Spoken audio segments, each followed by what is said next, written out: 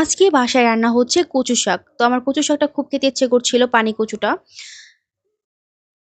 তো কচু শাকের ফার্স্ট স্টেপ হচ্ছে শাকটা পানিতে সিদ্ধ করে নিগড়ে পানিটা ফেলে দিতে হবে।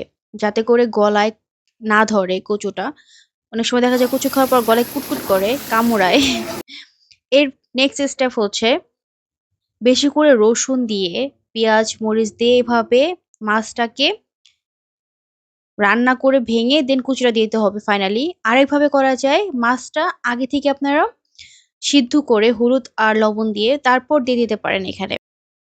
তো কিছুক্ষণ কষানোর পর মাছটা এরপর দেয়া হয়েছে শাক। তো রান্না প্রায় শেষই হয়ে গিয়েছে। তো আমরা সবাই টেস্ট করার পর মনে হচ্ছিল গলায় একটু ধরে, কুটকুট করছিল। তো এরপর কতগুলো আম পাতা এনে তারপর হচ্ছে একটু নাড়াচাড়া দেওয়া হচ্ছিল যাতে করে গলায় কুটকুট ভাবটা না হয় বা না চুলকায়। তো আমার সবসময় এই ফর্মুলাটাই সবসময় ফলো করে যে যদি কচু শাকে একটু গলায় চুলকায় তখন হচ্ছে একটু আম পাতা দিলে নাকি একটু কম হয় চুলকানোটা।